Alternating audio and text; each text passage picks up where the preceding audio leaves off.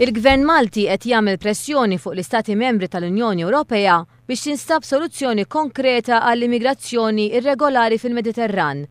Meta kienet jieħu sehem fil-Breakfast News fuq One, il-kap tal-Uffiċċju tal-Parlament Ewropew f'Malta, Peter Agius, saħaq li kien punt pożittiv li l-kwistjoni tal-immigrazzjoni regolari kienet trattata b'daqstant importanza fuq insistenza ta' Malta fis-Summit tal-Kunsill Ewropew. Peter Agius innota differenza kbira bejn kif ħadmet l-amministrazzjoni preċedenti u l-amministrazzjoni preżenti li qed taħdem fuq il-kwistjoni tal-immigrazzjoni illegali. Imma jiena fl-opinjoni tiegħi din l-ewwel darba li rajta fil-każ ta' Malta pajjiżi oħrajn ġieli għamluha fil-passat li jkun hemm pressjoni ta' dan it-tip u twassal għal pressjoni ta' dan it-tip li mbagħad tiġi tradotta f'wording fil-Kunsill fil-konklużjoni tal-Kunsill.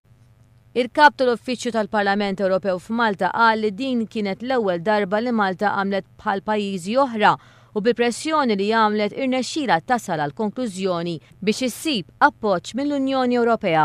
Peter Agius qal li dan l-appoġġ mhux biss għandu jkun wieħed finanzjarju imma anke biex ikun hemm sistema fejn persuni li għandhom l-istat tal-ażil ikunu jistgħu jiċċaqalqu minn Malta għal pajjiżi oħra.